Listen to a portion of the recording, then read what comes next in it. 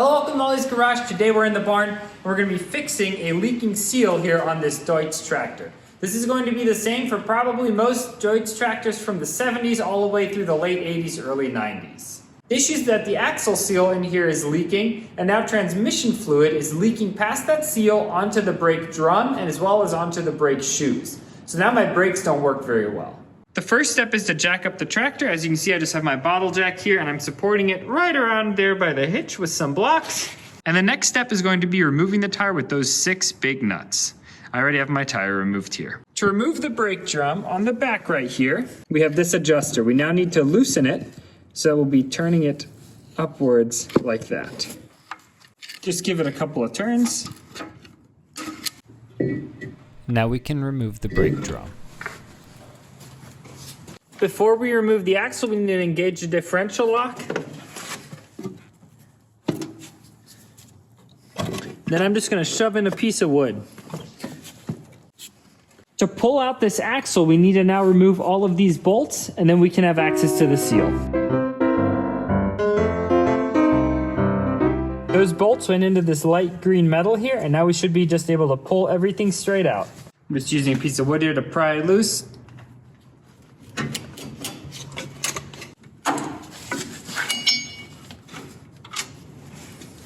Ich mach schon.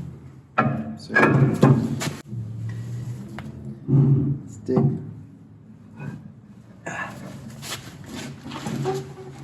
Oh, this is riesig! Now we will cut this ring and then split it.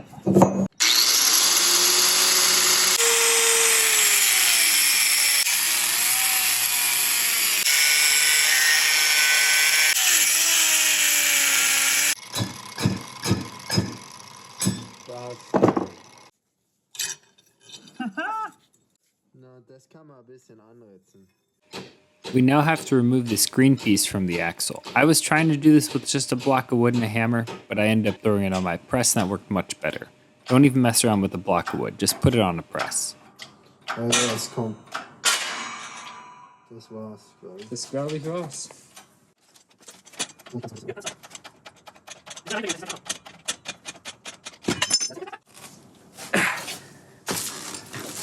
There's a bearing inside of here that we now have to press out. Again, just doing it with my press.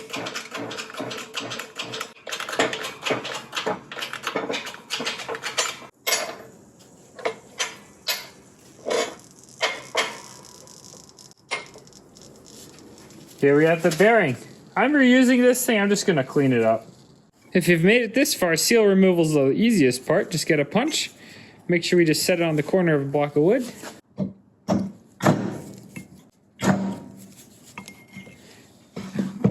Zwei und zack. There we go. Now we can buy a new seal.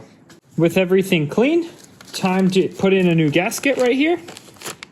First, grease this surface.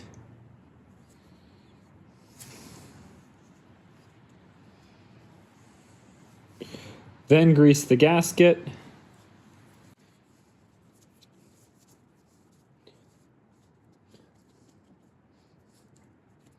The easiest way to get this gasket to go in right is with a press.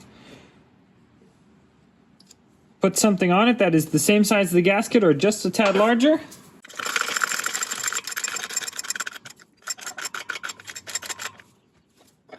And I want to press it in perfectly flush, so I'm just using a block of wood here. That works really well for that. Seal is pressed in. I cleaned the old bearing. This thing is still in great shape, and I feel like the quality has only gone down on these pieces over the years. It seems like that's the case with everything. So we are going to grease it. When you grease it, you can pump the grease in here with a grease gun, or I'm just going to use my bearing greaser.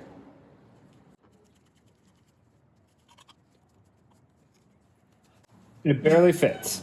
Okay. Good. Das reicht. That is a greased bearing. Same thing, grease up the inside here so we can press the bearing in. We're gonna press in the bearing. The key is that you press on the outside race here, not the inside. If you press on the inside, you can damage it. I just cleaned this, and let's use this piece.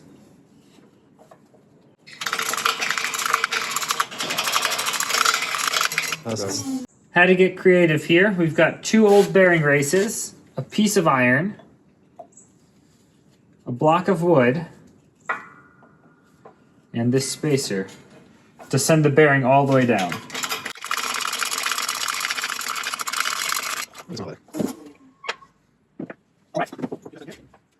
Fill the inner lip of the seal with some grease. That's important, otherwise your seal will fail prematurely. And carefully slide the sucker on.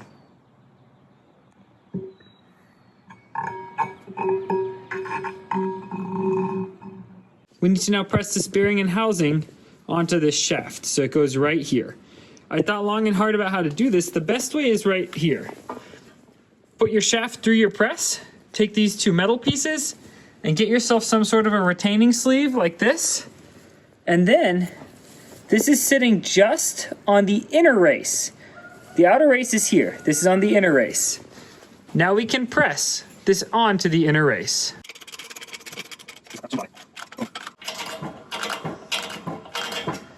Now we're going to keep an eye on this rubber lip, make sure it slips over here. This is also all greased with a thin coat of oil. Langsam jetzt.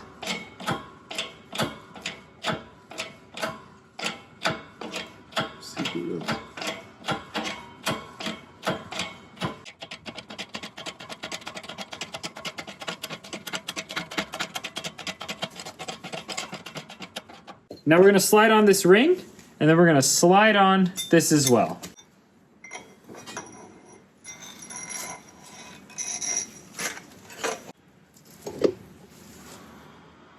Now we have this collar from a press set that fits just perfectly onto this ring. If you don't have one of these, you can always get a second ring and use that and just turn it upside down.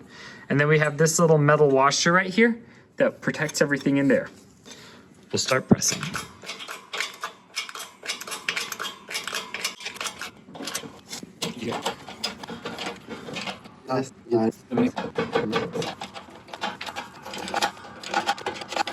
We have a slightly larger ring here. You have to be really careful so we don't bend this thing open, but we're going to finish up pressing the last little bit.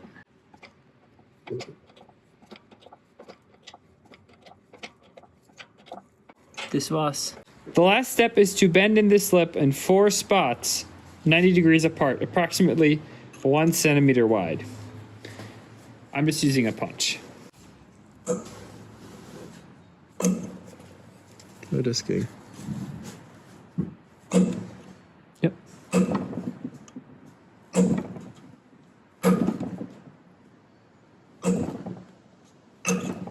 Yeah.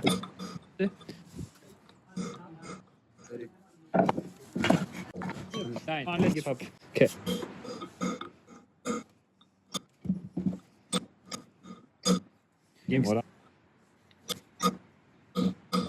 Okay.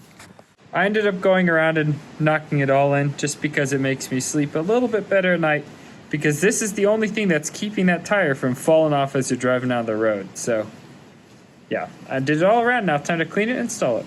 This is the shaft to the right side of the tractor, and this right here is for the differential lock. That's why you have to lock it. And if you look in there, you can see that second set of gears right there. That's the differential lock.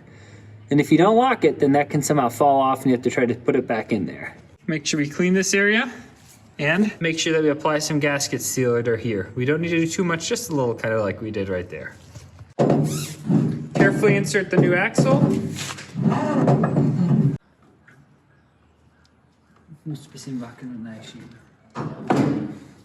Okay. Now we put the screws back and tighten them. Just like all other repairs, you always want to make sure to watch the area that you were messing with. So here, I'm making sure none of these bolts have come loose now that I've used the tractor for a few hours.